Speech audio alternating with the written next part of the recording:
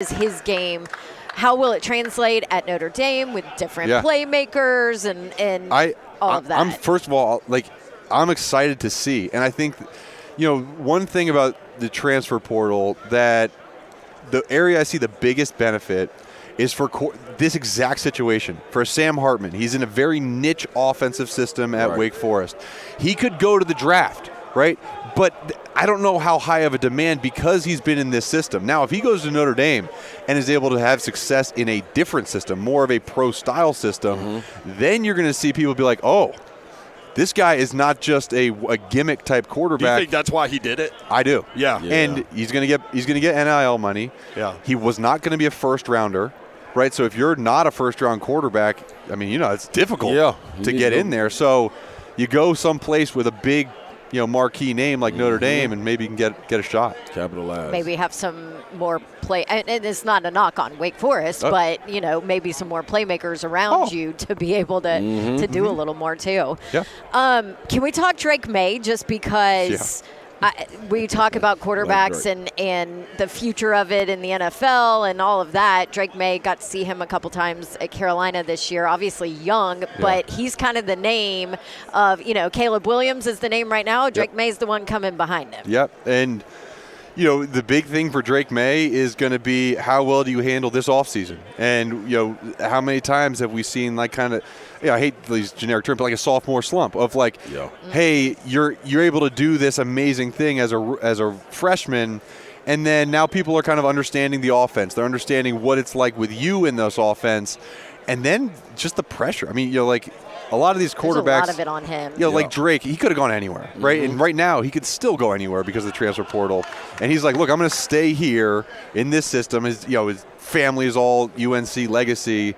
And basketball, man. It's right there. So you do that again, and now wow, this is a big deal. And we'll see. Josh Downs will be gone, I believe. Is he? I forget. I think he's gone, but he's gone. They'll have to replenish some guys. Yeah.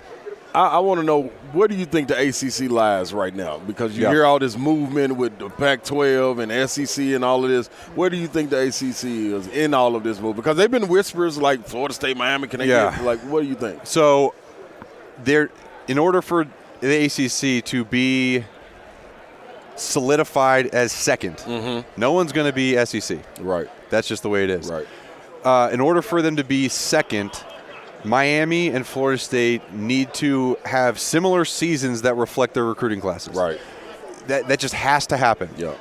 And there's been too much turnover at Miami to capitalize on any of the recruiting classes. Florida State finally feels like they've got Mike Norvell in a good place to have that team start rolling. And then you'll have Clemson, right? So, if you can have 3 national teams that are solid contenders, that's a big step. And then you'll get a North Carolina that has 2 years where they got their quarterback. You'll have a Wake Forest. But right now, I don't see a dominant Big Ten team, maybe a number 2 or 3 Big Ten team having a really rough time with a 2 or 3 ACC team right now. Yeah. That could change, but you just need a little bit more stability. Mark Herzlich with us on 3HL. Coming out of high school, you played at Boston College, for those that don't know. Did I read that you thought about Vanderbilt a little bit? Yes, yeah. What was it about Vanderbilt and Nashville?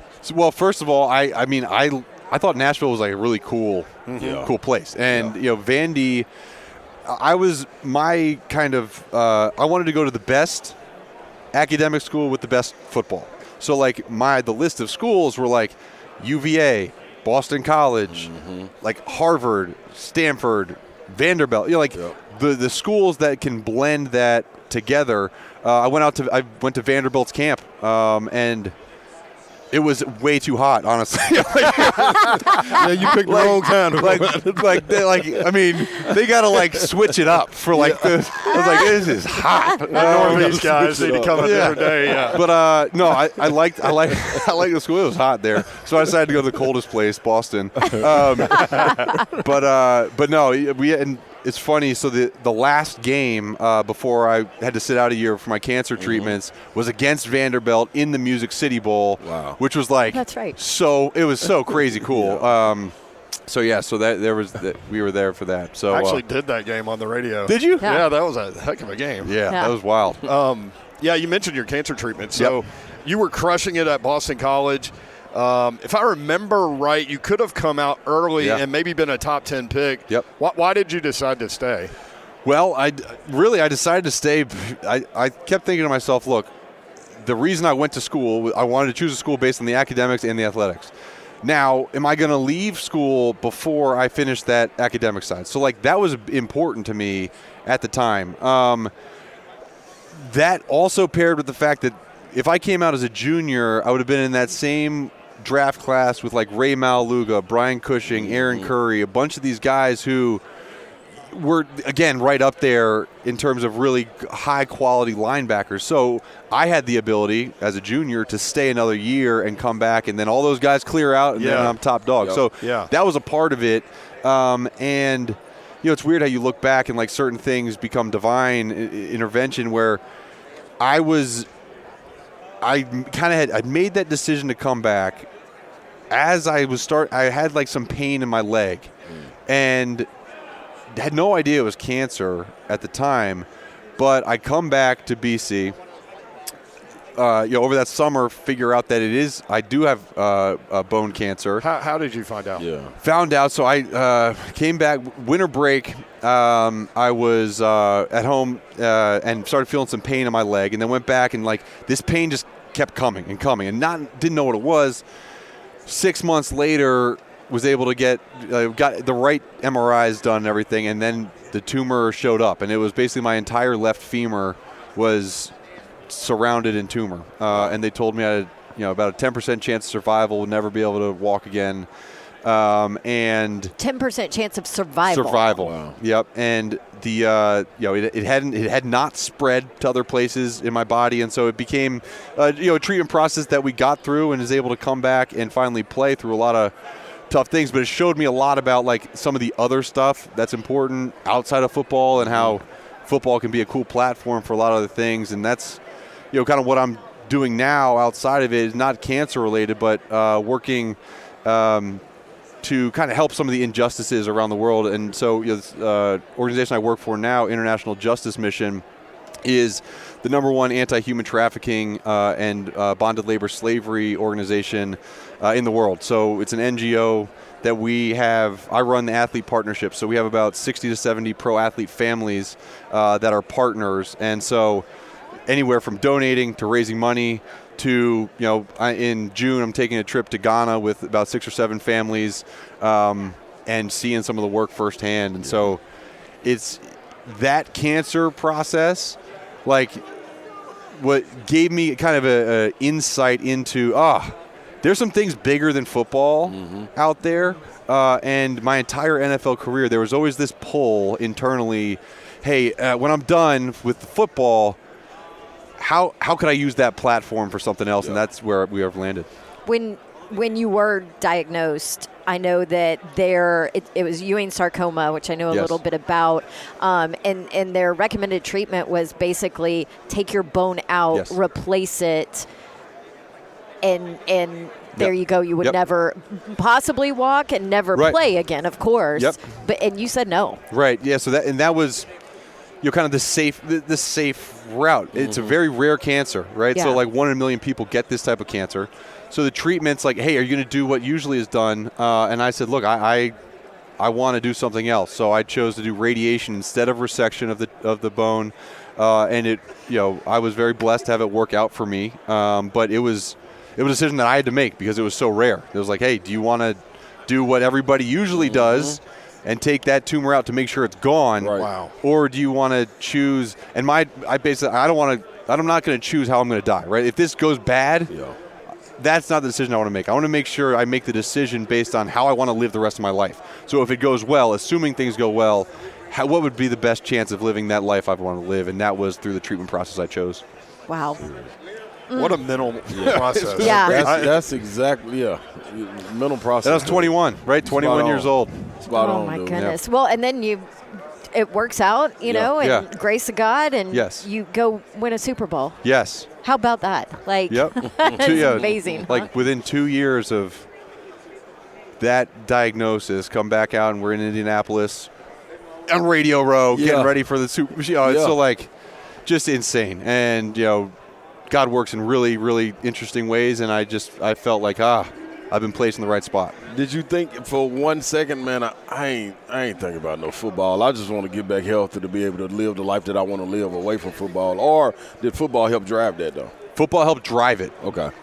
Now, my mom didn't want to think about football at all, right? Yeah. But like but I felt like, and probably unhealthily, my identity was wrapped up in football. I'm with you. At the time, Yep. right? So like there was a lot of growth as a man through that process where I'm not just a football player, but at the same time playing football again symbolized to me that this didn't take away my life. And so goal always was, I prayed every morning, every night, I'll be healthy again and I get to play football again. Just because of that football symbolized a full return.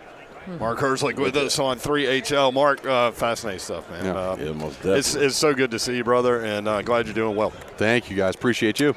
All right, more 3HL coming up. 104.5 The Zone.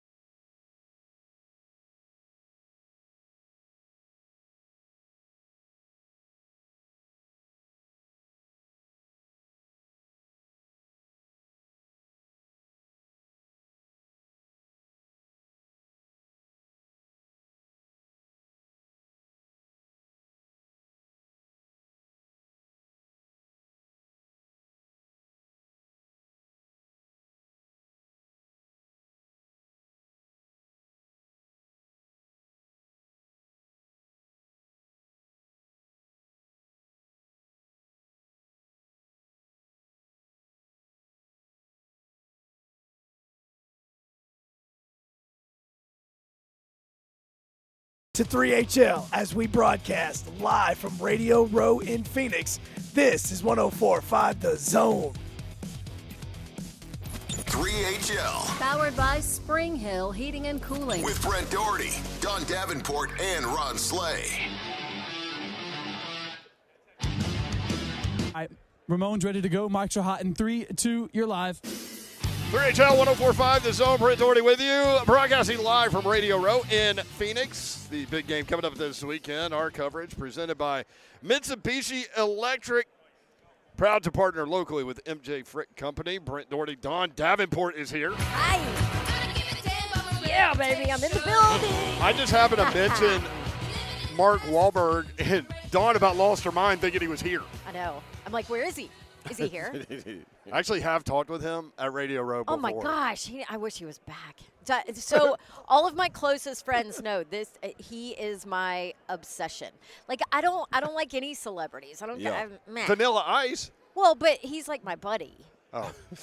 I mean, he follows me on cool, Twitter. We're friends. Oh, buddy. So Yeah. Marky Mark is the obsession. He's like the obsession. Remember we saw him at Army Navy, but I couldn't get close to him. The whole restraining order thing. Yeah, I was trying. Man. I'm like in love with him. Remember that movie Fear? Yes, with Alicia Silverstone. No, Reese Witherspoon. Yeah, Reese Witherspoon, like I said. Good job, girl. It's Reese. We're trying to get Reese on our show too. Sorry, Reese. Anyway. We love you. He's like so psycho and sexy in that movie. So, You used to like those underwear ads that he used to do, didn't you? Oh, he's amazing. All right. Anyway. Psycho and sexy, Ron Slay. I'm in the building. I'm in the building. Best believe I'm in the building. Bringing sexy back. That's right, man. Come on. It's just so weird. You ain't bringing sexy back on your ID, your credential. Your picture Oh, on your no. Hey, man. credential. Hey, man. Hey, y'all. Let me show y'all this. Dude, that should be the before I hope picture you're on Zone before TV. Awaken 180. Yes. I hope you're on Zone TV. Let me show y'all. Y'all go You ahead. got to Take it. describe it. Hey, we got Ramon. Yeah. Ramon's up. Hey, gang. Hey. Ramon, your brother's getting naked on Radio Row. He's taking Hey, Ramon, hey, what up? bro. What are we doing? he's showing his picture that is used for his Super Bowl media credential, and I think it was probably about 50 pounds ago. Savage. Savage. I'm going to bring I'm this looking. picture I back, see. dog. Look at this, Savage. Ooh. Man, it look like I'm holding my breath. Like I'm about to go deep sea diving or Like something, a man. like a Hootie and the Blowfish. Without the blow, I ain't blew nothing out. I just inhaled. I'm Hootie in the inhale fish. Dude, this So is uncomfortable savage. in that picture. Savage. One of them walking Savage. around in the summer with a Savage. sweat Oh my cloud picture. Savage. I blame you for letting me walk around looking like this, man. Dude. And I was blaming you for letting me just be comfortable like that. Hey, Wow. man, I'm back now, though, boy. Woo. You both are back. Yeah, we rocking and rolling, Savage. It Golly, that's fits. crazy picture, man. I'm ashamed. Man, I saw one. Babs, you want to know our broadcast that we did for the state championship game? That was get to a good size there, and it was good then, and it's better now, Babs. So that you asking me to do that state championship game pushed me even more. See? Oh, there you go. You looked great at our state championship game. Your clothes. You We had to go looked buy great, new okay? clothes. We look great. Don't That's right. minimize yourself. We look Right. great, okay? Number 4 in the country over there. Look at y'all just cooking. Aw. Barrett Sports Media ranking all of the shows all across the country and 104.5 The Zone. All of the shows on The Zone in the top 15. So Yeah. in the country. So that's because of you guys supporting us and listening and participating with all of the shows. All here of on us The should have Zone. been one. That's bunk. It's all bunk, yeah. Facts. Ramon, speaking of one, who's going to be number one after Sunday? Kansas City, Philadelphia. Who are you going with? Ooh, man, my heart's with Trey Smith. Y'all know that. And Yeah. Juju, too.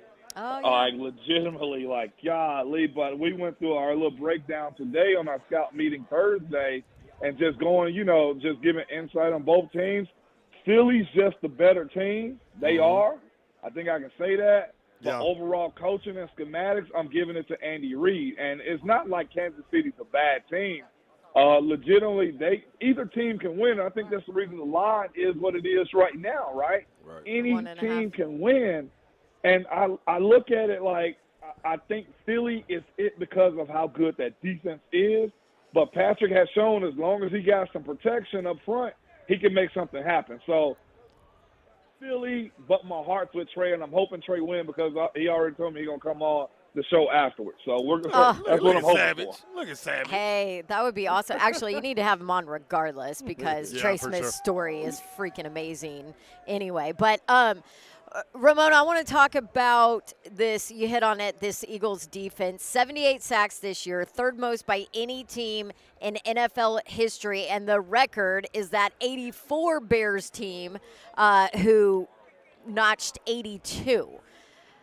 The offensive line for Kansas City, how do they handle and deal with the pressure the Eagles are able to bring?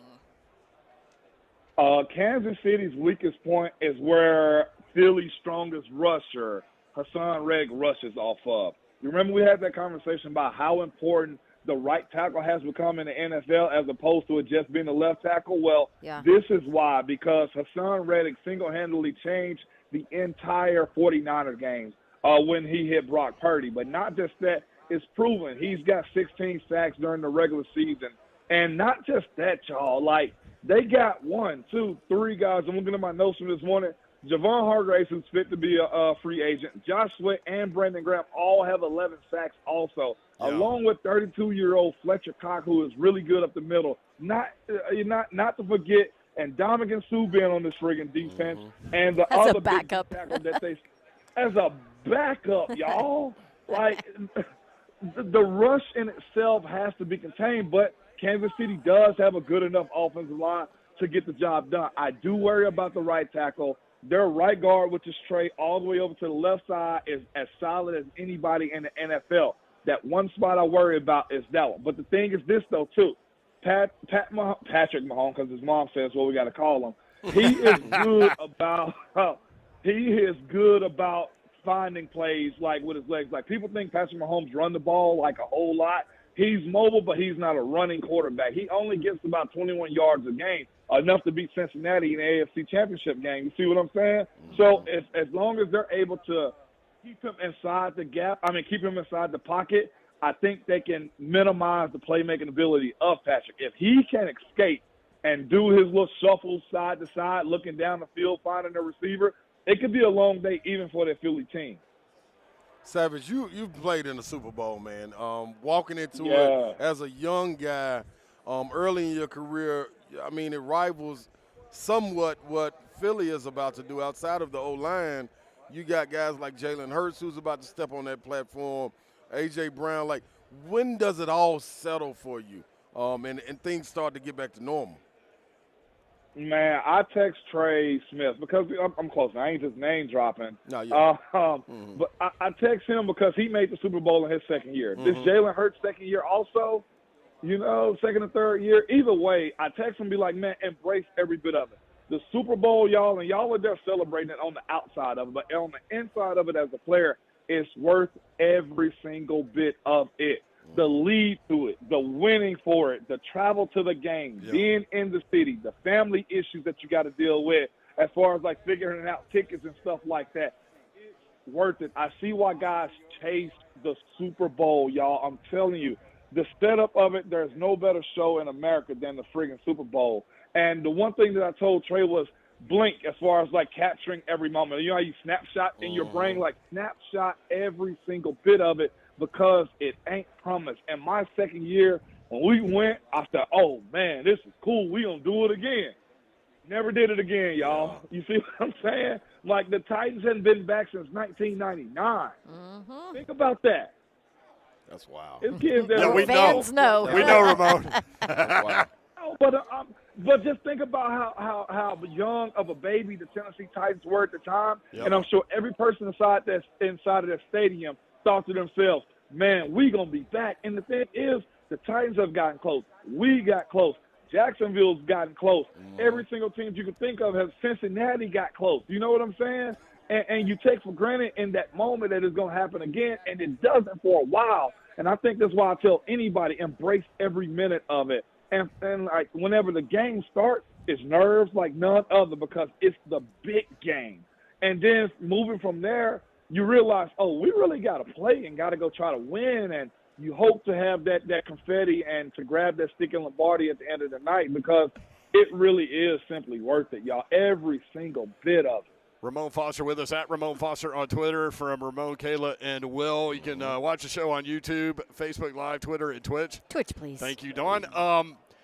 Yeah, you're right because, like, if you talk to Blaine or anybody that was involved in that Titans run, they'll tell you to a man the next year's team was better than the Super Bowl team. That's how hard it is to get there, man. So, yeah, I mean, you want to treat it like another game so you put yourself in position to win, but you're right. You've got to soak it in. You say that, Mayor. I'll say this. I feel like our 2014, 15, 17, and maybe even 18 teams were better than the 2010 team that we had in Pittsburgh. Yeah. I feel like I know all the young guys in the team grew up. The defense was getting better. And we didn't. So Blaine is 100% correct. Like, everything's got to line up. It's a lot of help, a lot of good plays. And the one thing that people won't acknowledge, and I think we as sports fans can say this, you do need a lot of luck, too. Mm-hmm. Yeah. You know what I'm saying? Like, you do need that. Ramon Foster with us at Ramon Foster on Twitter. So, big problem here, big savagery that developed. Oh, man. We missed Rihanna. Oh, can you believe? No, you did not. Yeah, Yes. her press conference was at 10 a.m. I'm distraught right now. Yeah, that's Ron's girl. Like, and what's crazy, I got to call him Ron because that's how deep it goes with him with Riri. Hey, y'all ain't nothing for that. I just got to tell you. Hey, man, listen, we got Cosell coming up here after you, dog. I'm going to see if he can go review the tape and see where we went wrong and how we didn't get upstairs, Savage. I can't make this mistake no more. Chris will be hot at me. Wait, I know she will be hot. I'm hot at you, too, because you can't miss that moment right there, okay? Man, wow. This is the thing, too, like – I heard Buck them earlier. They was making a comparison between Beyonce and Rihanna, and they asked me which concert I'm going to. Me personally, I'm going to Beyonce. I thought that was a dope conversation as a side topic. I'm going Beyonce. Which one y'all going to? Well, I'm going to Rihanna because I already been to an intimate Beyonce concert before. Listen to you. Oh. Just saying. Look just at that saying. flex. Just saying. You know what I mean? I'm just saying, what number 400 people in there, and I have to be one of them. Her daddy gave us tickets, and me and Chris You're just friends went on with in there. Beyonce's dad? Hey, man, listen, y'all. Listen, Matthew y'all. Knowles played Listen at at 'em. UTC. A lot of people don't know, and he knew me, and we saw each other. He said, y'all want two tickets? Listen at him. Hey, man. Hey. Okay, why are you holding out on us then? Hey, man. Hold on now. Exactly. I don't She's really know coming what's to going on Nashville. out here. I don't know She's what's coming going to on. Nashville, I and don't he's know on what's going stadium. There you go. You better Hey. help your coworkers out. I got to see Beyonce with 400 people. I know her dad. I got to tell y'all the story. How it went down. Her dad knows me. We stumbled on this. But speaking of shout-outs, man, your offensive line giving you love down here, dog. We ran into Willie Colon, and Max Stark said, tell Big Head Dude we said what's up. So, exact words. That's my brother, man. You know what's funny? I've been getting a lot of shouts this morning. So we had Coach Corbin on this morning from Vandy Boys, Vanderbilt baseball. Mm-hmm. And our old GM in Pittsburgh and Corbin worked in the same place. And I mentioned Kevin Colbert's name. He was like, yeah, man, Ramon, Kevin talked about you all the time with me. And I was just smirking there for a little bit. Will side-eyed me for a little bit like, does everybody know you, Ramon? And I'm just like, hey. Yeah. Hey, people know me. Well, if we run into Rihanna, I'm sure she'll ask about you, too. Yep. Thank you, Ramon. Good stuff, brother. Appreciate it. Hey, Savage. Yeah, no doubt. At Ramon Foster, Ramon, Kayla, and Will, weekday morning, 6 to 10 on 104.5 The Zone. When we come back, the best film evaluator in football. Greg Cosell sits down at the table, made Kirby get up even. That's next, 3HL 104.5 The Zone.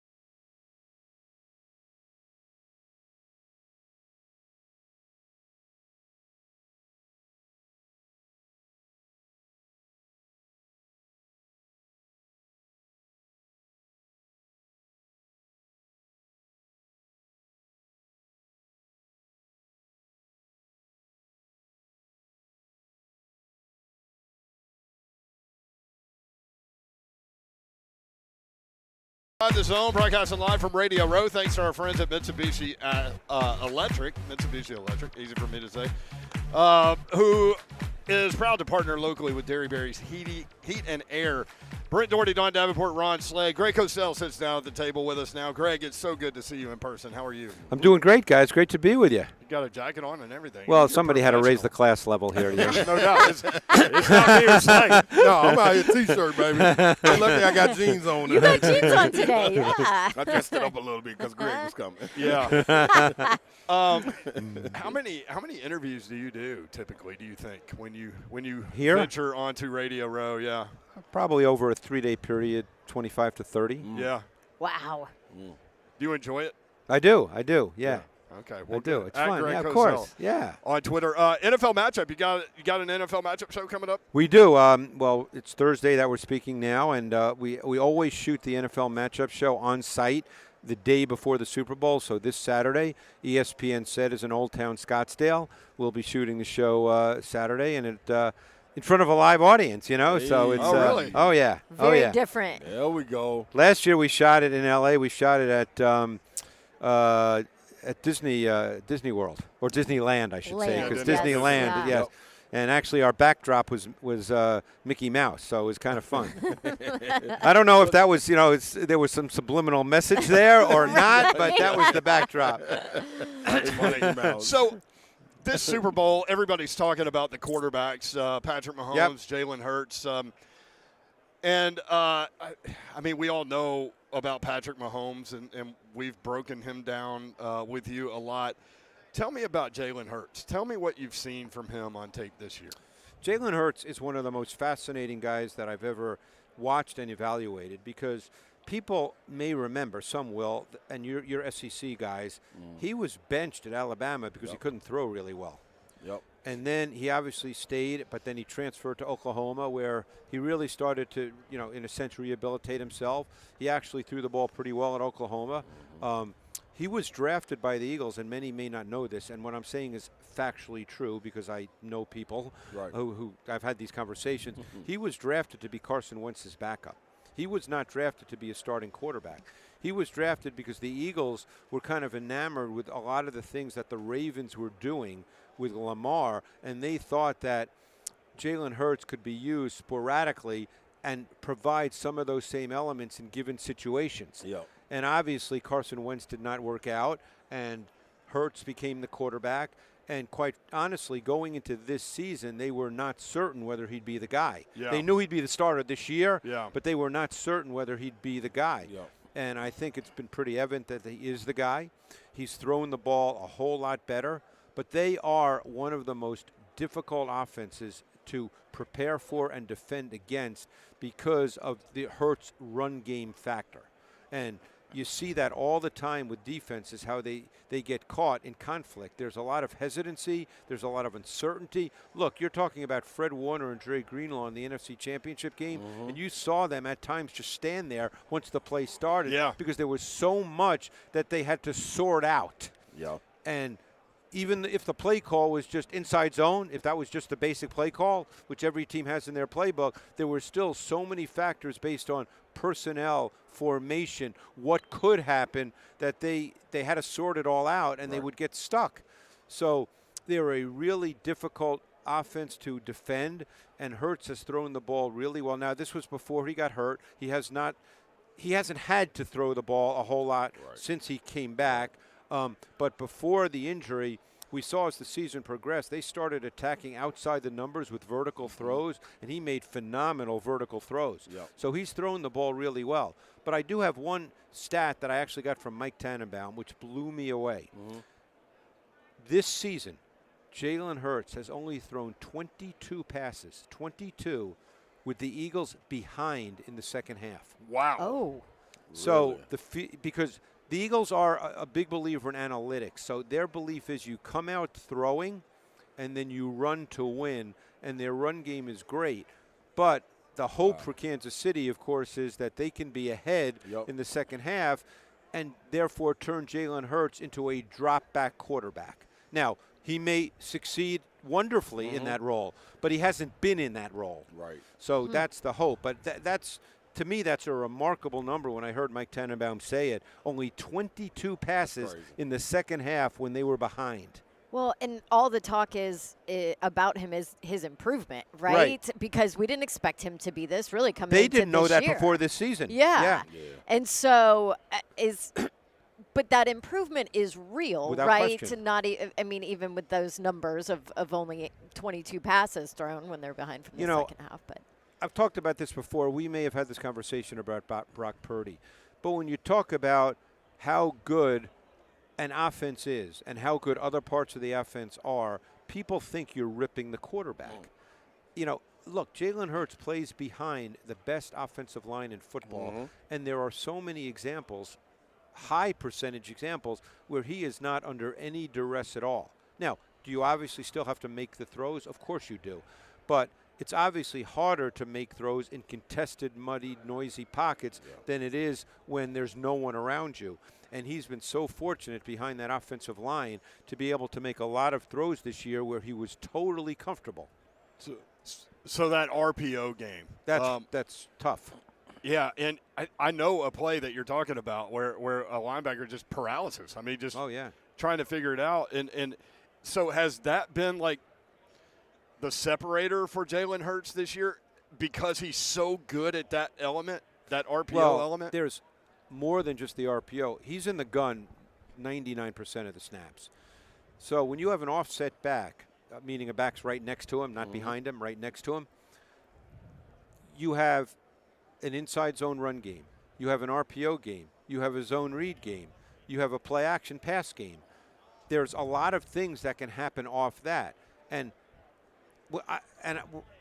when I say that, I don't want people to think that he's making all those decisions at the ball snap. For all we know, it could be just a play call, but the defense doesn't know what the play call is going to be. Right. And we saw in the NFC Championship game, there was a sequence on their second touchdown drive, which ended with a Sanders 13-yard touchdown. Gainwell had a 17-yard run 2 or 3 plays prior. It was the exact same play. And there were multiple plays that could have come off that, and it just makes the defense – number one, they have to react to formation, and that can create problems. And then number two, they're uncertain as to what the play is until it actually happens. And in this league, fractions matter, and if you're a beat late, you're beat. So, and the Eagles' ability to do that well, too, kind of hinges on that offensive line and their ability to do that. Well, the offensive line is really, really good. Okay. Really good. I mean, we saw, look, the 49ers defense is really good, and we saw a couple of plays where Mailata, the left tackle, and Dickerson, the left guard, they just moved Javon Kinlaw, who's 320 pounds. I mean, they just moved him off the ball. And, that's hard. It all starts really with the Hurts fact. In many ways, this game is about the quarterbacks in totally different ways. You have the Hurts factor because of everything we just discussed, and then you've got the Mahomes factor, which we obviously have to discuss, but it's totally different. Before we go to the Mahomes factor, flipping the side of the ball and looking at the defense, what has Hassan Reddick done to just explode like this, besides playing with other great guys where you got to account for them, which frees them up a little bit? Well, and the Eagles play a lot with 5-man fronts. And what 5-man fronts do 99% of the time is dictate one-on-one blocking. Because you got to block the guy in front of you. Right. So, the center blocks the guy in front of him, the 2 guards block the guy who's in front of them, and the tackles block Reddick and Sweat. Right. So Reddick gets a lot of one-on-ones. And unless you want to keep people in, which a lot of offensive coordinators do not want to keep people, they want to send 5 out. Right. Then you're getting one-on-ones with Hassan Reddick. And Hassan Reddick has done an outstanding job winning one-on-ones. Josh Sweat is a really good player as well, when he's on the other side. And I think personally in this game that if the Chiefs were to get into meaningful long yardage situations, which of course they hope they're not in, but if they do, I think the Eagles have a distinct advantage with Reddick versus the right tackle Andrew Wiley and Sweat versus the left tackle Orlando Brown, who are not great pass protectors. Greg Cosell with us at Greg Cosell on Twitter. You mentioned Patrick Mahomes. He says the high ankle sprain is good, that he'll be able to move around as he normally does. What did you see in the AFC Championship game in terms of his game and his inability? And really didn't until the last play. Well, he made a couple of plays where he did move a little bit, Yeah. you know, and I just think it's in his DNA to move. Yeah. He's one of those guys. But there's no one that I've seen that's better with spatial awareness, understanding what he's seeing, knowing where people are, knowing where people will be, which is kind of a, you know, we've talked about this. It's like a point guard. Yeah. You know, great point guards just know where people will be, Right. as opposed to where they are at that very moment. Yeah. You know, and he just has that feel. And that's why it's really – I actually had a conversation a couple of summers ago with Dean Pease, the former Titans coach who just retired. So great. And he said something that was really interesting, and, you know, it's infused my tape watching when I watch quarterbacks that can move. He said when you play quarterbacks that can move around, you have really two defenses. Your structured defense, which you play in the first 2 or 2.2 seconds, and then what happens after, it's as if you need another defense. And that's hard. Yeah. And Mahomes is that guy. You know, he moves. And normally he moves to throw, but he can run. Right. But he moves to throw, and we know how good Kelsey is. You know, obviously, besides Mahomes, the offense runs through Kelsey. And Kelsey, you have to have a plan for Kelsey. You can't just play your normal defense and say, okay, that takes care of Kelsey. You've got to have a plan both when you play man and when you play zone. So where is, when you look at this Eagles defense and the 78 sacks this year or whatever, where is kind of the soft part of this defense? Where is the, I mean, does it have to do with Kelsey, you know? I think it always does to some degree. Right. And I think when they play man, my guess is it will be C.J. Gardner-Johnson, who's the predominant tight end matchup. When they play zone, I think they'll be real conscious of him and try to bracket him at times. You know, I think the area you might want to attack are the linebackers. And I think I'll be very interested to see how many snaps Jerick McKinnon plays. Because I think Jerick McKinnon is an X factor. He's a really good receiver. For those who remember, and obviously we're in Nashville, so they may not remember this the way I do, but in many ways, Jerick McKinnon as a receiver is like Brian Westbrook when Andy Reid was in Philly. And he's a really good receiver, and he poses problems. And they do a really good job of how they get him involved in the pass game. So the reason I mentioned I'm curious to see how much they use him is, will they choose to use him, for instance, more, let's say, on first down, where we tend to think of Isaiah Pacheco being the guy.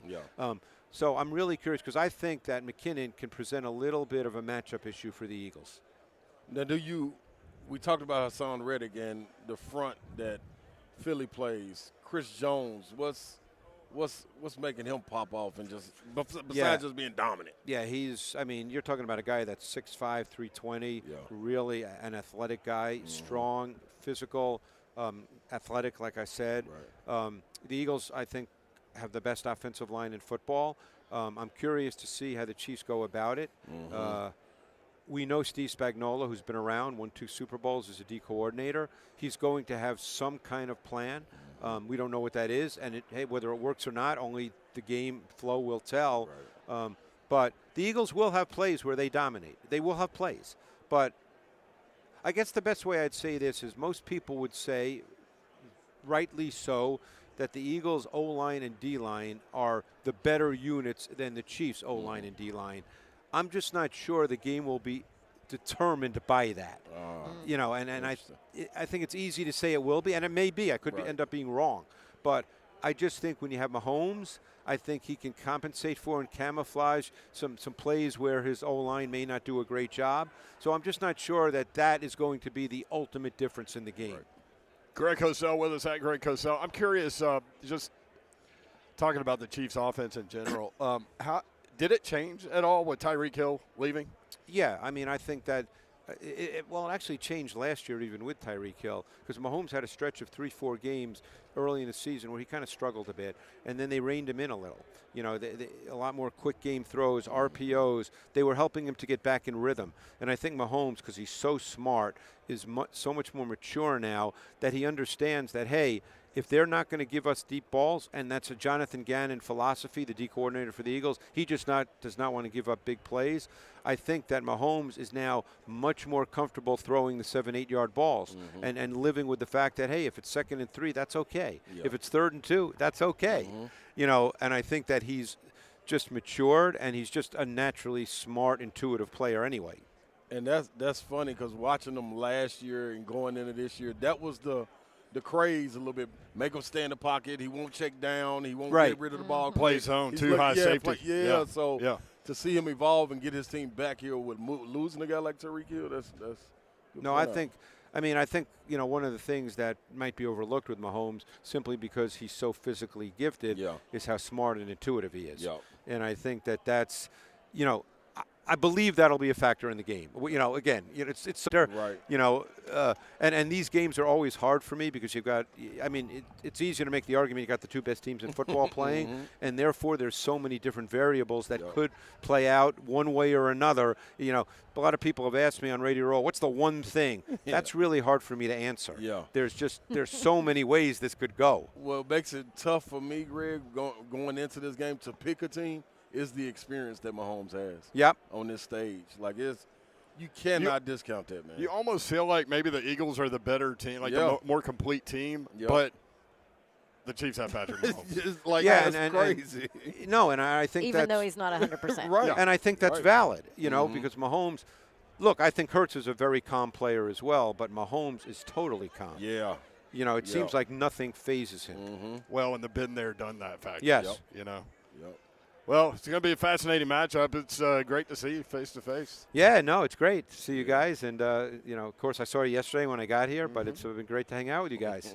What part is as you a tonight, fan? Greg? I'm sorry, go oh. ahead. No, I don't do no, that's more important. I don't do the parties. Come on, I thought he was Crisel. looking at me. He had a glimmer in his eye about Rihanna, and I was like, "Oh, we going tonight, Greg?" I thought he had access. I was going to roll with Greg. I don't do the parties. Okay. I did that in my misbegotten youth, but now I just go back to the hotel, grab a book, have dinner, stretch out the dinner for 3 hours, and Grab a book. I'm good. Just I'm chill. good. I'm good.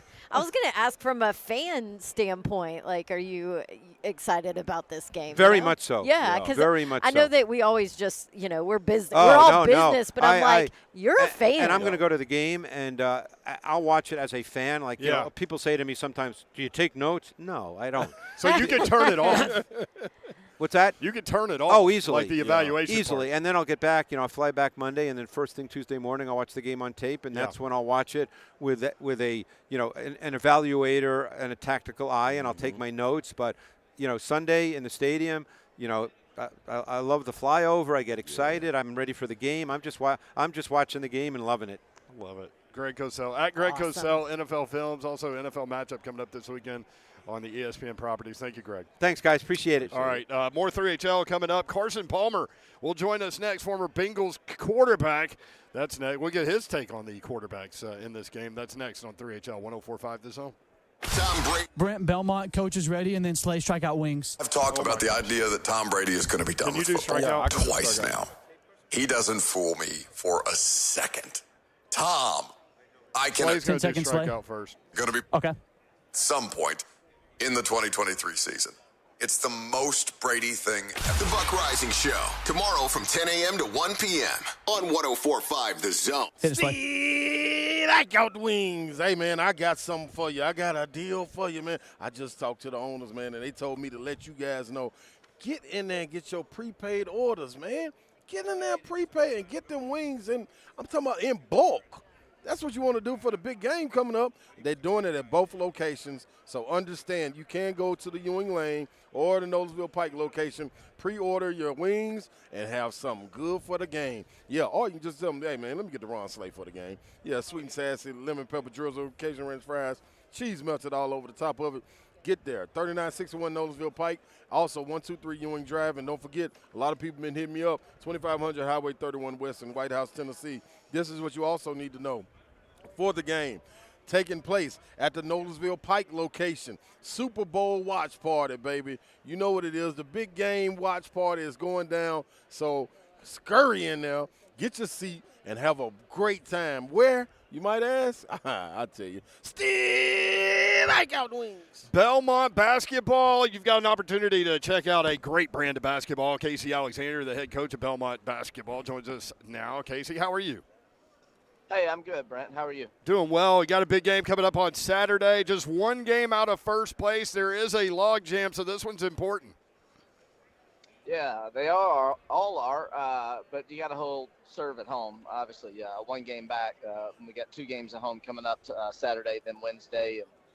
and we've got to take care of business. Love to see some people come out and show up and help us out. UIC on Saturday, Evansville on Wednesday. What do you see from UIC?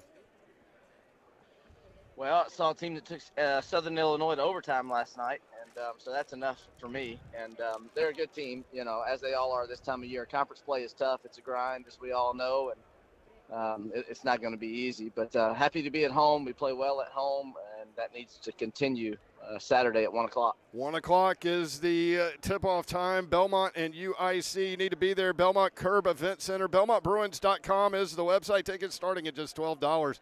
Be there.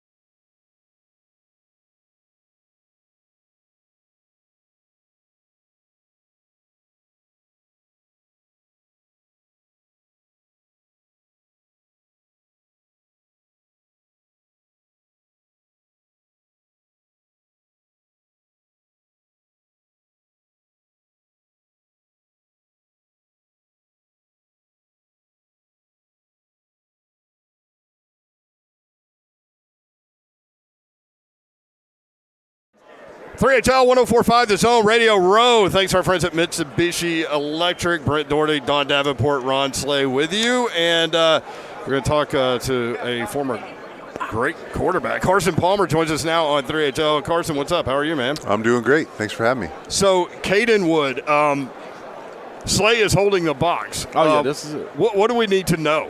You need to know that if you have aches and pains like I do, Slay does, and have a tough time sleeping, Level Select CBD is your answer. I use it every day. On my left knee, I use it on my low back multiple times a week. I eat the gummies every night to help me go to sleep. Yeah. It is a plant-based pain relief phenomenon, is the best way I can explain it. I've tried everything. I've tried a number of different avenues to not be in pain and not have the aches and pains and to be able to chase my kids and do all the things I love to do actively, and this is the only thing that's worked. I use it, like I said, I rub the cream on. There's a lot of different applications you can use. I use the cream on my knee every day. It works instantly. It's not something you need to try for a month or try 25 times. You use it once and you realize and feel the benefits. And right now, if you log on to levelselectcbd.com and type in promo code Carson50, everything on the website's 50% off. Check it out. Give it a try. If it doesn't work for you, it doesn't, but I'll bet it does. I like that. Slay's already all in. I'm talking about this hip and this He's ordering it online right now. He's got his phone out. He's ordering. Carson50 promo code. Okay, say no more. There you go. Yeah. All right, can we talk a little ball here too? This quarterback matchup for this Super Bowl. Your thoughts on it, and what are you most looking forward to in this matchup? Yeah, I mean, I like the Chiefs in the game. I think in this game, it comes down to the quarterback, and both teams have good quarterbacks. One of them has a great all-time generational talent, and I'm going with them. They've been here before. Andy's been in this game a bunch. He knows how to prepare his team last week. He knows how to prepare them on Monday of this week, on the media day, on the rally day, Thursday, Friday, Saturday, night before the game. He knows how to make sure this team is ready to play. Not that the Eagles won't be ready to play, but I just like the experience. They've been here before. This game is big for both teams, but Patrick knows how to win it. He's done it before, and even though he's 60, 70, 80%, whatever he is, I'm going with the Chiefs.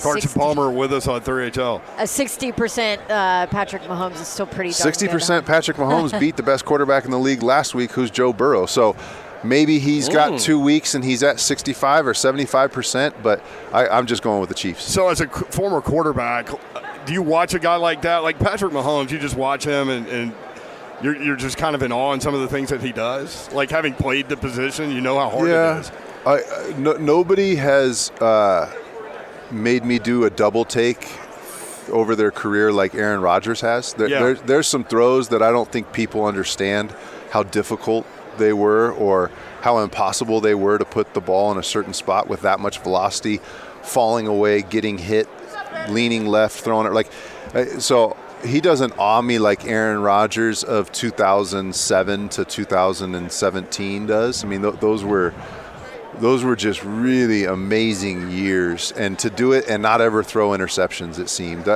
Nobody awed me and oohed me and awed me like Rodgers does. But watching Patrick play, I mean, there is no hole. There is no weakness. He can beat you with his legs, and then when his legs are taken away from you or away from him like they were last week, he can find ways to beat you. He can find ways to beat you when his number 1 and number 2 receiver goes down and he's playing with backups that he's got limited reps with and limited experience and very limited time on task with those backup receivers he had in the AFC Championship game and found a way to get it done. But Pat's game is phenomenal. And I think we're seeing a mature Patrick Mahomes. We're seeing a guy that he's not playing like, the 4 or 5 years ago Patrick Mahomes, where he's just going to squeeze it in this window and fit a ball over here and throw it over the top of the defense and make everybody miss, run around, retreat 10 yards and chuck it 7. You don't see that anymore. You see a guy that's going through progressions. He's going through 1 and 2 and 3, and a guy that can throw highlight reel throws, but is turning those throws down to check the ball down to his backs, and the back goes and gets him 7 yards, and now it's 2nd and 3. So that maturity process that we've seen over the last couple of years, last 2 years really with Patrick, is really, really exciting to see about his future, because he could have just gone his whole career and not learned that phase of the game, that maturity, that check it down. Don't try to feel like you got to throw the Sports Center throw in here right now. He could have continued to win and probably gone to more Super Bowls, but now that he's added that layer to his game, I think we're going to see Pat here every couple years. Real quick, on the way out, USC, Caleb Williams, what do you think about him? Unbelievable. I think if there's anybody that has a chance to be as good as Patrick Mahomes, it's him. He's got it all.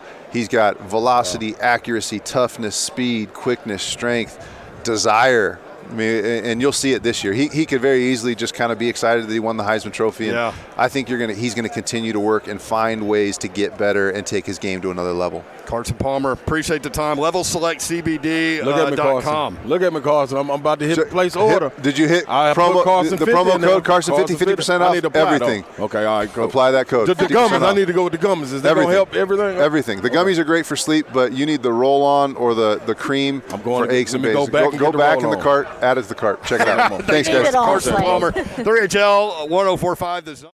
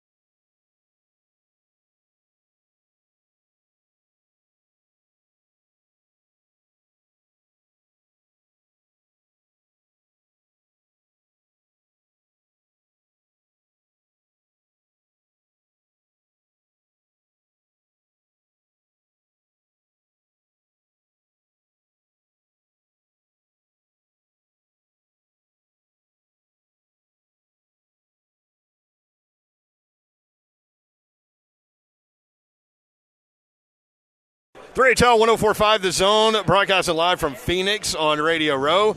Thanks to our friends at Mitsubishi Electric. And we got a legend at the table. Brent Doherty, Don Davenport, Ron Slay. We're not that. Jim McMahon is at the table. What's up, Jim? How are you, I'm man? just signing your table right now. Autograph the table, brother. How we doing? Doing good, bro. We are good. How are you? It's good to see you. Hey, good to be out. Good to be seen. Good to be here at another Super Bowl event. And we've got our Revenant Cannabis Company. We got a big outing coming up on Friday, a big golf outing at Anthem Country Club here in the city.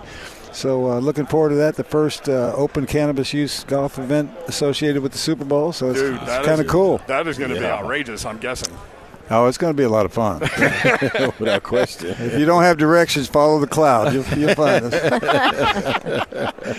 Jim McMahon with us. I tell this story on the radio all the time. As sports fans, we have different teams that we kind of romanticize, and for a lot of people, it's that '85 Bears group. But that mid-'80s Bears team, man, how special was that group of guys? We had a hell of a football team. We started gelling really towards the end of '83. Yeah.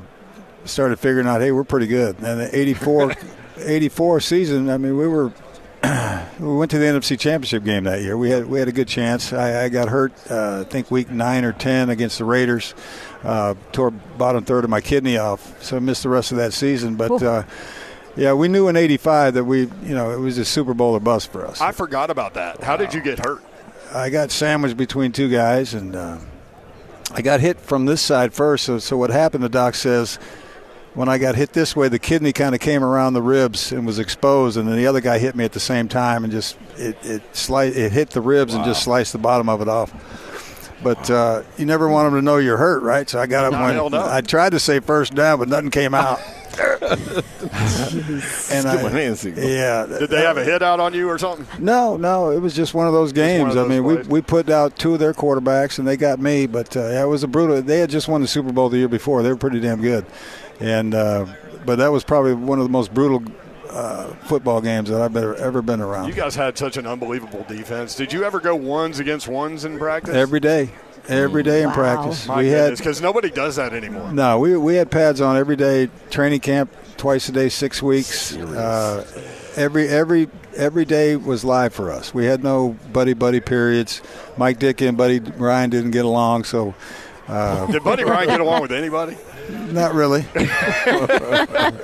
So we look forward to Sundays because Sundays was kind of a day off for us. Oh, my gosh, that's amazing. That's hilarious. Well, for those that don't remember, that 85 team, the only loss was at Miami. And then you go to the playoffs, and correct me if I'm wrong, shutout, and then should have been another shutout. But, no, they were a special group of guys. And plus the defense was a new defense at the time. People were having a hard time trying to figure it out. Joe Gibbs finally did. 46. He beat us in 86 and 87 at home in the playoffs. So he figured you just block up 8 guys, run 2-man routes, you can beat us. And that's what he did. How pissed were y'all that you lost that Miami game? Like, how important was the undefeated regular season? Well, it would have been nice to be undefeated, but I didn't get to play that night. That's one thing that, kind of upset me. I had missed the Wednesday, I think it was a Wednesday practice. I had sprained my ankle the Sunday before, so I missed a Wednesday practice Thursday, Friday, Saturday. We get to Miami on a Sunday night. We go through the walkthrough on Sunday night, and I'm still in the huddle. And then after practice, he said, you're not playing tomorrow night. Wow. I said, what? Why? And he said, well, you missed Wednesday. I'm like, okay. We were 12-0, I think, at that point. So we're already in the playoffs. We have home field advantage. So he just said, I got a free night in Miami. I said, what the hell? What did you do? I had fun. You'll leave it at that? So during the game, I just remember, earlier in the season, it was a Thursday night game, and we're playing the Vikings. And I was in his ear because he told me I wasn't going to play that game either. And I kept getting in his face going, hey, you better let me play. We're going to lose. We're going to lose. And I'm convinced to this day the only reason he put me in that game to get him out of his face. But this was a totally different situation in Miami. We're already in the playoffs. The game doesn't mean anything. And so Walter Payton was going for a record 100-yard game in a row. I can't remember what it was.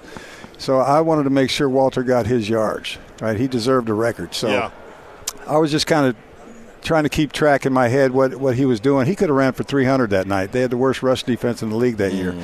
But we got down early, and Mike panicked and started we weren't a throwing football team. Yeah. We ran the ball. Yeah. And so he finally decides to put me in the game. I think it was about 6 minutes to go.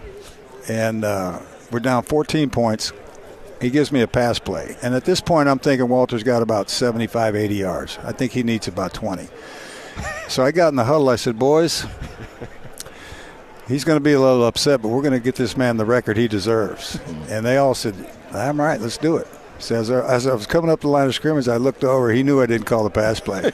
You're in a different formation? Oh, yeah. And he's MFing me. And at this point in the game, they're dropping 8 guys and rushing 3, right? So Walter busts up there for about 15 yards. I didn't realize we had another timeout. He burns the timeout. And I'm like, oh, God, I got to go talk to him. And so he's MFing me up and down the sidelines. I'm going, Mike, hey. We got nothing in our pass game that gets us that many yards. I said, now Walter only needs probably 5 or 10 for his record. He had no clue what I was talking about because he was so pissed at me. Wow. But it finally snapped in his, oh, yeah, we're going to get him his record. But first we're going to do this. He gives me another pass. So I get in the huddle, I go, boys, it's really going to hit the fan now. This man right here. But we are going to run this thing again. And they're going, yeah. So as I'm walking up to the line, I look over again. He knows I didn't call the pass. He throws his clipboard. He went to throw his headset, but it stuck to his – all I remember is this headset bouncing off his chest as I'm getting the snap. And I'm kind of laughing. I give it back to Walter. He busts up there for another 10 or 12. And I said, all right, now let's try to win a game. But that game, to me, it didn't matter. Like I said, we're in the playoffs. Let's get the man the record he desered. Isn't that amazing? Yeah, I would have liked to see Miami in the Super Bowl. Yeah. I would like to be able to redo that loss, but they didn't beat New England. So Jim McMahon with us on 3HL. I tell my kids all the kids are all into the YouTube stuff, so they actually have a pretty good working knowledge of the history of the sports that they like. Yeah. So they enjoy watching Walter Payton. I always told them that man never willingly ran out of bounds. No, he was. I remember my rookie year. He'd make 30-yard runs and only gain 2. I mean, he'd go from sideline to sideline, bouncing off guys. And I'm trying to make blocks. I mean, yeah, where are you going? He just did not like to be tackled. He was the strongest guy I still have ever met in my life. He was probably about 5'10", 210 pounds maybe, but just so strong. I mean, he worked his butt off. Jim McMahon with us on 3HL. You mentioned the Super Bowl. Obviously, it's a tough situation for a lot of Bears fans and people that loved that team that Walter didn't get in the end zone that night. Were you guys upset about that? Like, what was that situation like? At the time, it never crossed my mind that he hadn't scored. But people forget New England's focus that whole week was we stop Walter Payton, we win. And they did a pretty good job of that. He carried the ball, I think, 25, 27 times in the game. I think he could have carried 100. I don't think he could have got it in because the focus that they had on him. I tell people, watch the first play of the second half when we got the ball, I think on our 4-yard line. We run a play-action pass. Wasn't even a good fake. And there's 6 guys chasing Walter. Yeah. And Willie's running up the middle of the field. Yeah. I throw in another yard, he might have went 96 for a touchdown. Right. That's the kind of effect he had on that whole game. Even though he didn't score, he was a big part of everybody else's success. And, to me, it didn't matter why. I would have rather have thrown 2 or 3 touchdowns than run the 2 that I got in. Yeah. What mattered to me is we won the game, right? And whether or not he scored, I don't think that – I know I talked to his son today, and he was very, very upset about that, yeah. Yeah. But he never said a word to me about it, and I played with him 2 more years. Yeah. Fridge got in. Fridge got in. Well, I'm sure Dickie had a bet on that one. So we actually have talked about those. Yeah, today. we were talking to Trey Wingo with Caesar Sportsbook, and there is a Fridge prop bet, a defensive player scoring an offensive touchdown. What was that play call? Like, what was the name of that play? Do you remember? Oh God, it was some kind of a. And did you know he was going to get an option or kind of an option? I can't even remember what the play was called. But did you know he was going to get in like pre-snap? Yeah. Yeah. Well, even if it could have been 2 or 3 guys in the hole, he was going to get in. I mean, it's hard to tackle a guy that big and round. I mean, he was basically a beach ball coming at you pretty fast, right? He was very, very quick for the first 5 yards. I mean, after that, he'd be tired as hell, but he was quick as hell for the first 5. Isn't that crazy? Like in the NFL, and the sound that it made when he hit people. He hit, I think it was George Cumby on a Monday night in Chicago against the Packers. He hit him on about the 2, and he landed about 5 yards deep in the end zone. But the sound that it made, and you hear him go, ugh. That's pretty cool stuff. Somebody unplugged the freeze. So Dave McGinnis is at our radio station, works with Titans Radio, and obviously a part of that defensive staff after the 85 season. Do you have any Dave McGinnis stories for us? I remember Dave. Yeah, he was a good coach. People forget about how good we were in '86. Buddy had left, and statistically, our defense was better in '86 than they were in '85. We were 14-2 in '86. Everybody thinks we fell off the map. Hell, we had home field advantage the next 4 years in the playoffs and didn't do anything with it. But we had a special group of guys, and they still talk about them. You own that town, though, that team. I mean, just own that town. Like, how much fun was it to live in Chicago in that era and be a part of that group? Yeah, well, Chicago's a great sports town to begin with, but they're a big bear town. MJ came in '84 and they won 6 titles. It was nice and all, but they could care less. They'd rather have the Bears in there every year. Yeah. Did you ever pay for a drink in Chicago? Not lately. No, that was a good run. Those fans, they'd love you if you play hard in Chicago, and they understand the games, and they know who plays hard and who doesn't. And if you play hard, they'll love you, and if you play hard and win, they'll love you forever. And it's been 37 years, and they're still talking about us. Isn't that crazy? They still love you. You think you will ever see in your lifetime a team of guys with that type of character and charisma? It's individuals. Y'all a great team, but everybody could have put the camera on and somebody would have took off and had a reality series or anything. Well, that's what's crazy about that team. Even we talked about earlier on another station, even our kicker had a damn radio show. Kickers, are you kidding me? Kevin Butler from Georgia. Kevin Butler, he's not your typical kicker, though. He was one of us. He had a sick mind, too. But to Slay's point, though, those are a lot of really big personalities on that team. And so – it is kind of amazing to think that all of that can come together as one. Mm-hmm. Our locker room was a lot of fun. I mean, even today when we get together, it's like you just left yesterday. The same, the old stories come up, the nicknames, and we had a blast. I mean, it was, thank God there wasn't social media back in the day. Can you imagine? That would have been a lot of trouble for a lot of people, I think. Wildest prank being pulled in that time. What's that? The wildest prank being pulled at that time that you can remember. Oh boy, well, Walter was a big prankster. Really? Was he really? Oh, he loved his guns. He loved his M80s. He would go out to practice 10 minutes before everybody else, but he'd leave an M80 on a piece of tape, and he'd hang it off because you have to walk right by the racquetball court to go out to the practice field. He'd hang it off the edge of that racquetball court, and when it exploded, it scared the hell out of everybody. But he was always doing stuff like that. Yeah. Can you imagine that on social media? Right? Nowadays.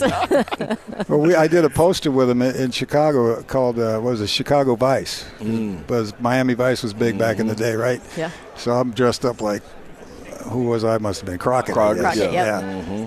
And in the background of his Pantera, I think it was, or Lamborghini, whatever car that was, and all the guns we had were his. I was I think That's I had hilarious. I had an Uzi or something like that. But he opened up his trunk and you thought you were at an NRA convention. Love it, man. Jim McMahon on 3HL. All right, so Revenant, how did you get involved with Kyle Turley and these guys? Well, Kyle and I have been part of the Gridiron Greats since Dick has started it. Yeah. And, Kyle has been in this space for quite a few years with the CBD company, and I've been trying to get in the business since I moved out here in 2010. But there's a lot of shady characters in it. You got to weed them out. Pun intended. Pun fully intended. And when I got the call from Kyle, I said, hey, I'd rather be hooked up with a couple ex-ball players than these people that I don't know. And the company's doing well right now. We're in 3 states, I think, right now, talking to 9 others. And we're also breaking off it's called Revenant Mission. We're getting our military guys involved, trying to get them all off their pills. And a lot of the military don't even realize that they can substitute their pills for cannabis if they live in a state that is legal. But these guys don't even know it's been written in the law. For years it's been the law, but they're all still so afraid of it because nobody's told them the truth. They've been lied to just like everybody else in America has. So the stigma's, I think, finally going away, but we still got a big hurdle to go. You ever get to Nashville?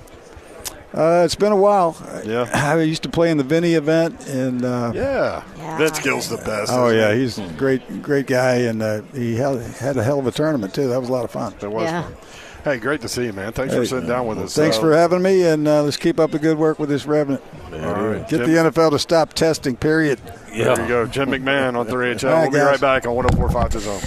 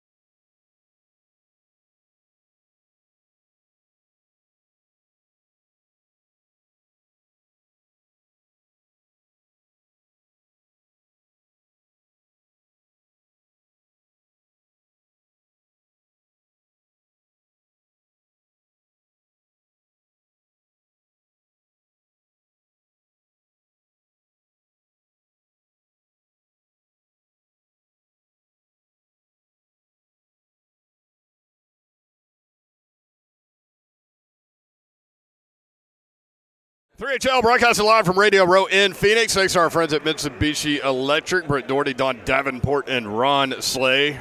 Tennessee lost last night. Did you see that? Oh, missed it. Did what happened in that game? I'm sure your Twitter feed didn't go crazy either. Yeah. I'll address the people. Would you rather talk about the NFL? Yeah, I think we got somebody here that Mike Tannenbaum, real Tannenbaum on Twitter, former executive vice president of the Dolphins, general manager of the New York Jets, now with ESPN.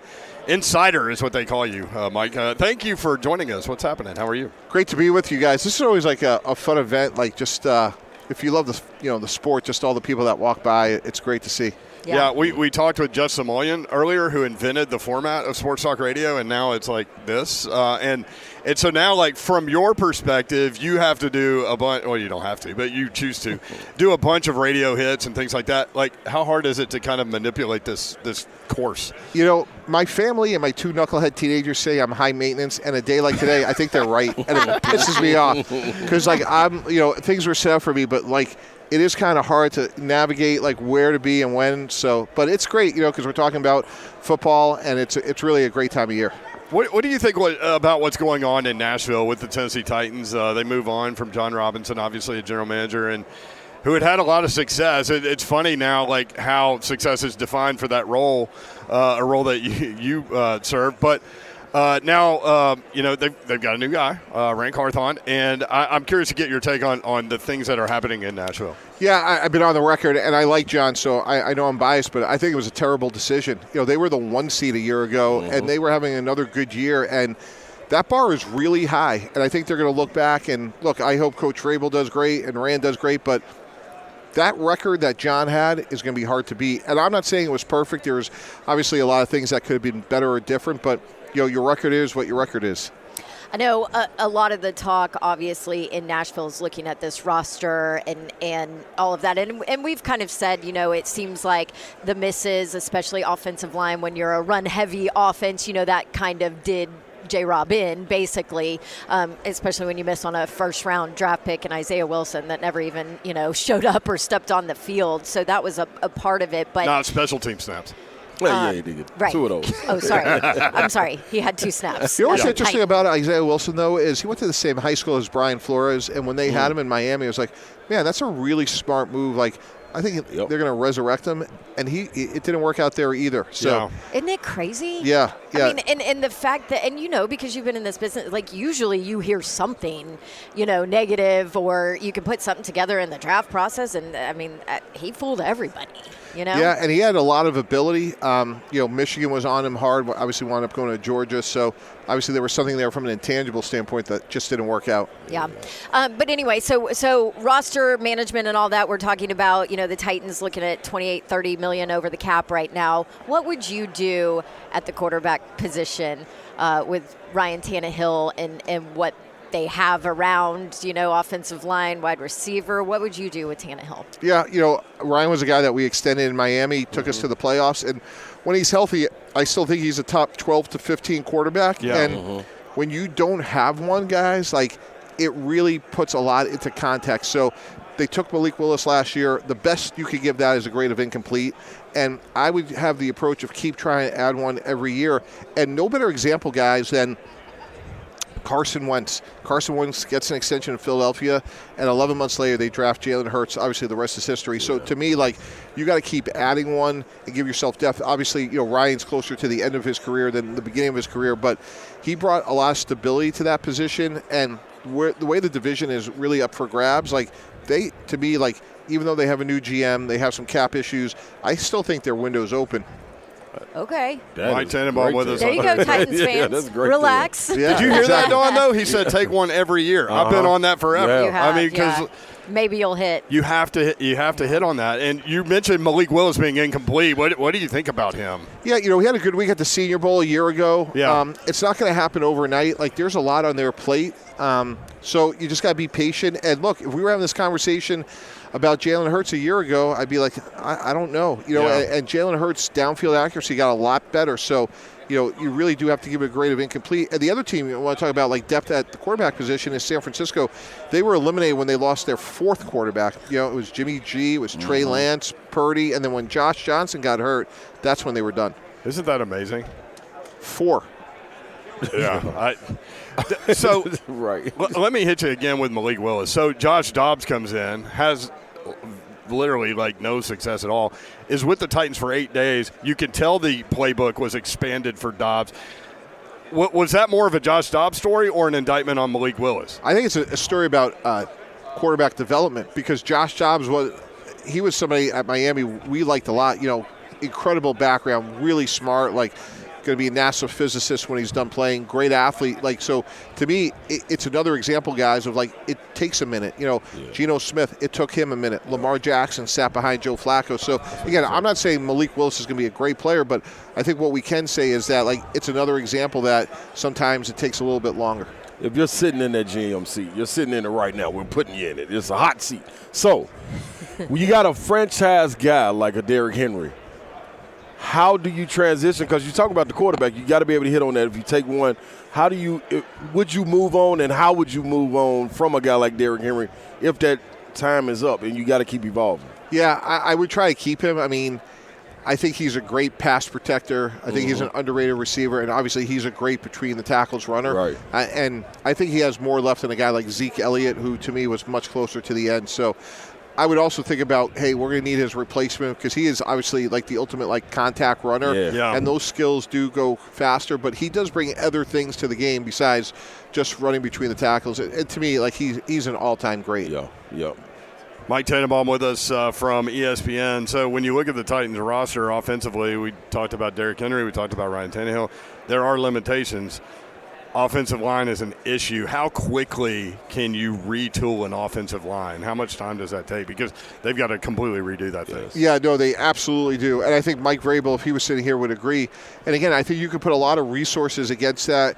This year, like in the Senior Bowl, like there was a lot more offensive linemen than there were quarterbacks. So that's why, to me, you bring Ryan Tannehill back, you stabilize that, you have Malik Willis in the development, and you could go add. My first draft as a GM, we drafted in the first round DeBrickashaw Ferguson and Nick Mangold in the first round. Those were 10-year foundational pieces. So I've seen it done firsthand. That's what it's about, being able to go get those core guys. Oh, go ahead, Babs. No, he mentioned Senior Bowl, okay. And obviously there was a ton of talk about linemen in Nashville. What stood out to you, though? Who impressed you? What was maybe one of the highlights from your time in Mobile? Yeah, center, I mean, it's weird, but like John Michael Schmidt from Minnesota, like, man, just looks like you could put him in right now and he'd be a 10-year player. I keep hearing that name. Ramon talks about him a lot too. Yeah, and he had like some incredible story guys about like what he did off the field and helping some sick children, and he just seemed like he's a can't-miss guy. But just generally, like, offense and defensive line to me were way ahead of like the quarterback position. I was really disappointed. I was expecting more with the quarterbacks.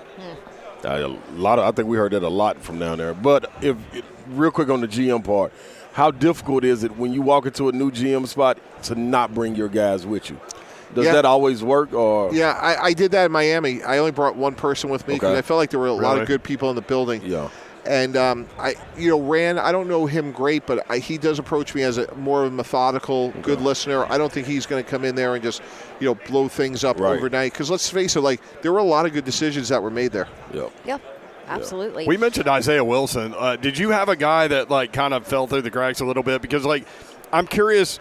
I always talk with people that are in managerial positions about hiring people, because like if you're hiring a salesperson, obviously you can sell yourself, right? Like, so these guys are basically interviewing for jobs. How difficult is that process? And because I know a lot of money and time is spent in that deal. And is there a guy that you thought, I don't know, that turned out to be awesome?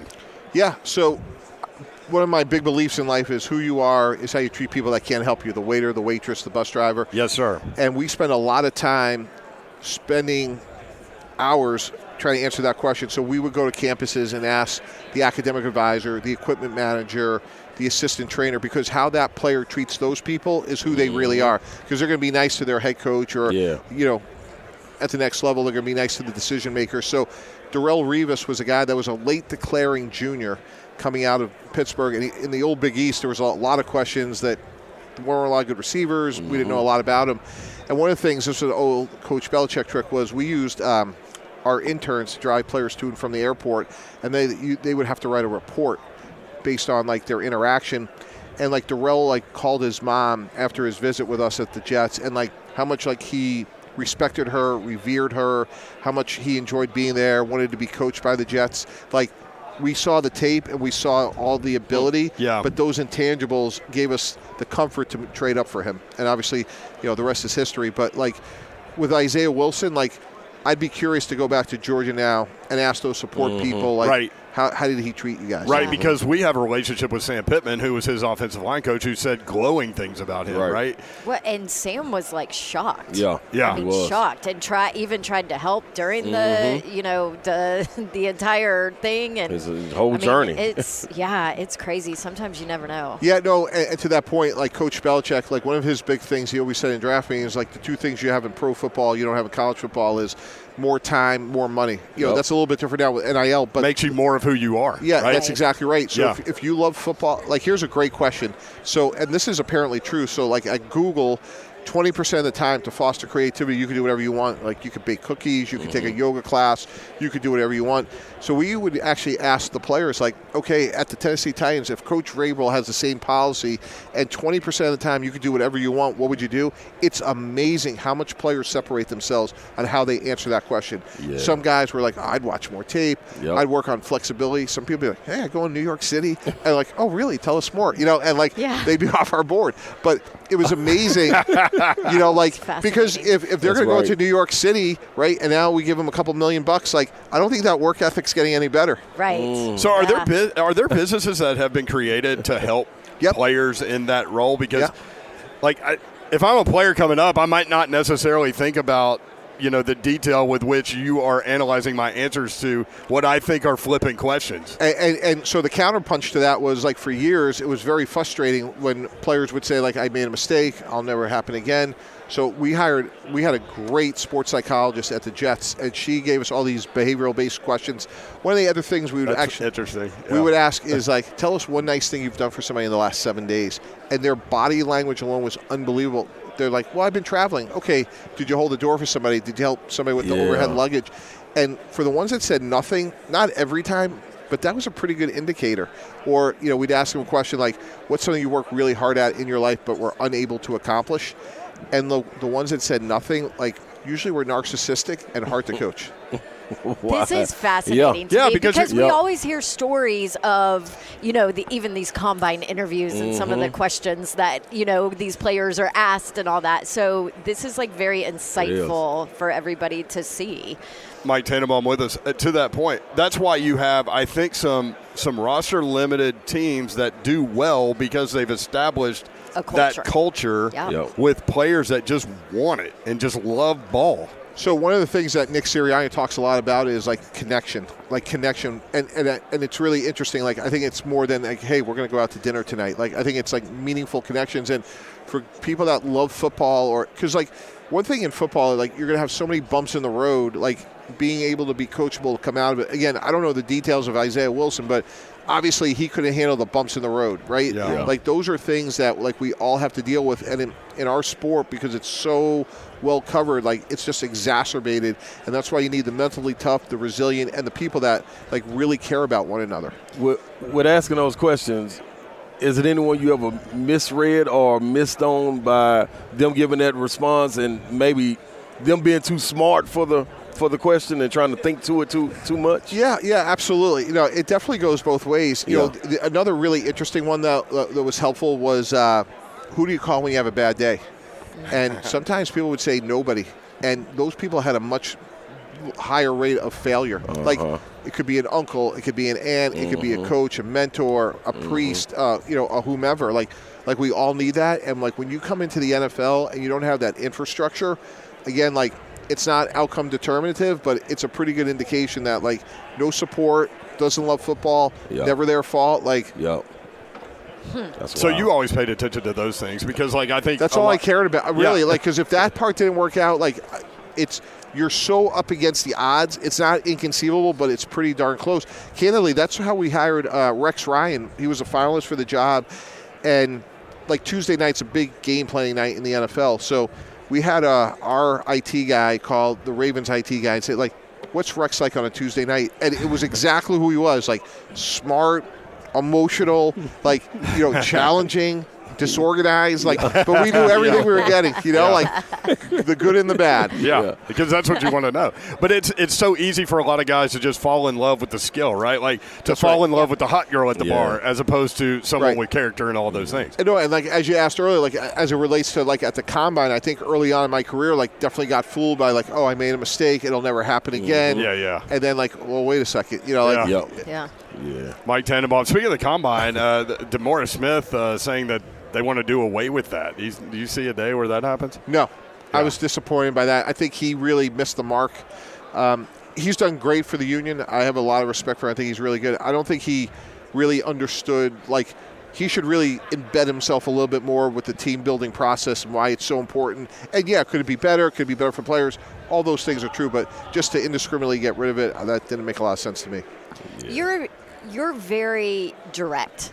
I appreciate that about you. And on ESPN, when you talk, you don't really sugarcoat things and all that. I'm just curious, your transition, it just made me think of it because you were like, no. But I'm curious about your transition to this. You have so many sources and relationships and friendships that you get information from.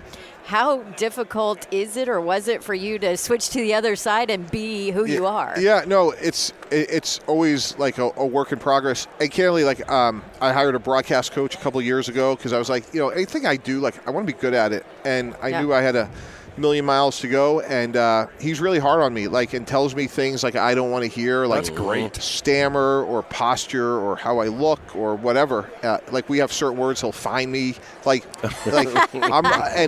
if I'm going to do it, I want to be all in and be really good, but it is a fine line to criticize, and I always try to let the facts drive my opinion. Right. And you could disagree with what I'm saying, but at least people can't say you're being irrational. Right. And that's just a hot take. Or something. Yeah. It is funny though. I made fun of myself the other day because I'm a big Dak Prescott fan. I think he's really good. He had 17 interceptions this year. 11 of the 17 was when they had the leader. They were tied, and I think that's something you can clean up. Yeah. And then they put this take from freaking Michael Irvin before. He's like, you cannot let Dak Prescott go. And, purgatory. And, he's going on. I'm like, oh, my God. I'm so boring compared to that.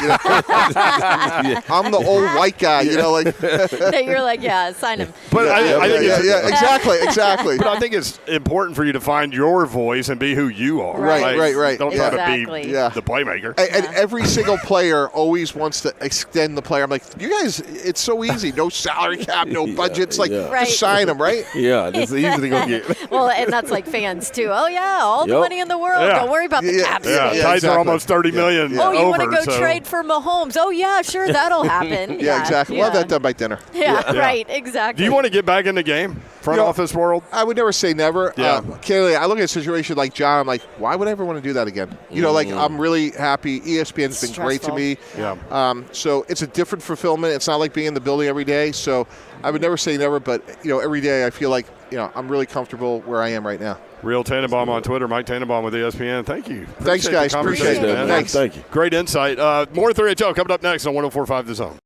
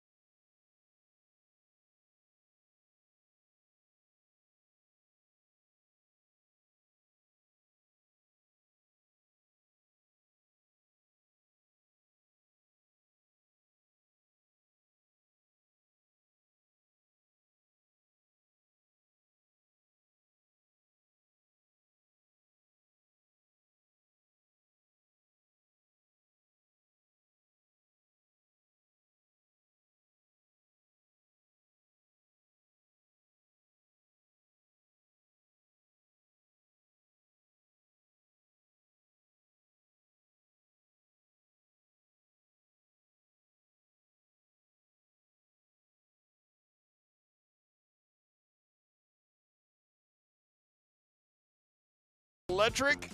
We've got tons of inside information for y'all. Hey. Right? Yeah, we're in the building. We have entertaining content for y'all. At all times. All times. I mean, And we got entertainment right here. in Ron Ron Slade Slade. just saw Chris Broussard. Yeah. Please do it. What are you doing, huh? I don't know. Oh, my gosh. You got to love Chris Broussard. I love you. We also just saw a bunch of UT Vols. We sure did. Young scholars out here. Yeah, what was going on? I came in from the bathroom. You're taking a picture with like 8,000 people. Man, they said they were They're business majors. Yeah, business majors out here volunteering. So they'll be here all the way through Monday. So volunteering at the big game this weekend. That's pretty cool. I was Any so athlete? embarrassed. There's some student athletes in that group. Danico Slaughter was there. Oh, yeah. From the football team. So, and another guy, I forgot his name that fast, man, but 30 the seconds. size on him. You can tell. Yeah, he got to be playing football. He better be playing football. I was embarrassed one time coming out of the business school at Tennessee. They had like a half step. It was the last step, and I hit the half step. And so, like, part of my foot was on the other, like, the ground, and the other, 20 and my seconds? heel was on the step. Oh, you I hit it? busted right in front of 5,000 people. Come on, Euro.